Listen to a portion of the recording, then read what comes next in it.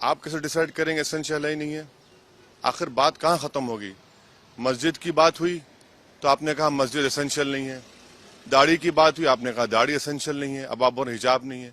इसीलिए हम ये कहते हैं कि इसको सुप्रीम कोर्ट में अपील करने की जरूरत है और सुप्रीम कोर्ट जो साबरीमाला का हियर कर रहा है जजमेंट को, उसमें हमको ये चाहिए कि हम अपील करें, इसीलिए हम कहें सुप्रीम कोर्ट में उसको अपील करनी चाहिए। और अगर कोई मुस्लिम लड़की ये कहती है कि हिजाब मेरे फेथ का एसेंशियल है, तो किसी मुसलमान को भी इख्तियार नहीं है कि वो डिसाइड कर एसेंशियल ही नहीं है, वो उसका राइट है। फ्रीडम ऑफ कॉन्शियंस संविधान में है और वो बड़ा इंपॉर्टेंट चीज है। और छठी बात ये है कि आप ये कह रहे हैं कि यूनिफॉर्म, भाई यूनिफॉर्म अगर पहनने से जात नहीं मालूम होती कौन सी कास्ट का है कौन सी कास्ट का नहीं है।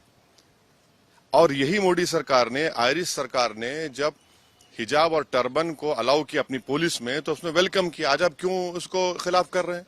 तो इसीलिए हर एतबार से ये संविधान के जो हमने आपसे कहा, right to culture, freedom of religion, freedom of expression, freedom of conscience, और आर्टिकल 15 का ये वायलेशन होता है। और संविधान का प्रियम्बल जो है ना, प्रियम्बल बड़ा इंपॉर्टेंट है।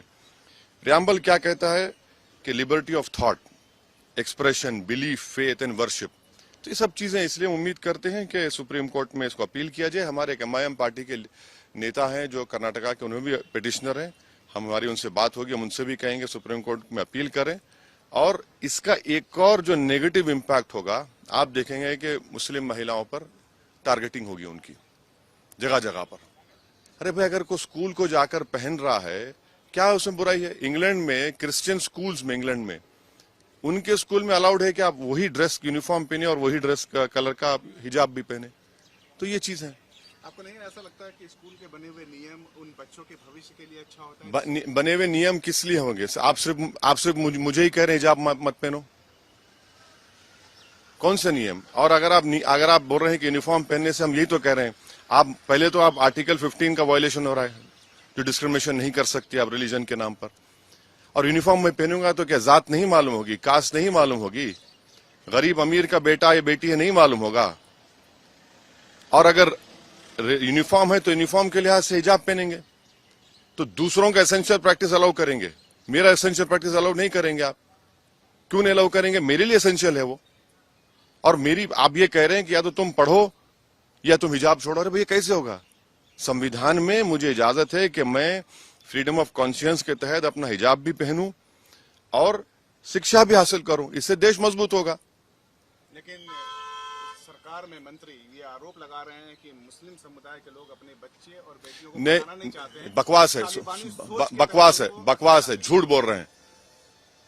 भारत में 3 स्टेट्स हैं, तेलंगाना, कर्नाटका और एक स्टेट है, जहां पर मुस्लिम बच्चियां हिंदू बेटियों के बराबर स्कूल में पढ़ रही हैं।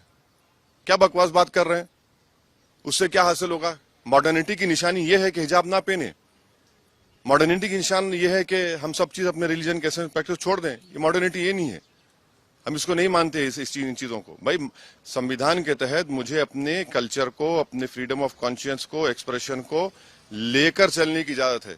और वो लड़कियां तो पढ़ना चाह रही हैं। अच्छा, आखिरी बात, मेरे हिजाब पहनने से किस तकलीफ क्या हो रही है?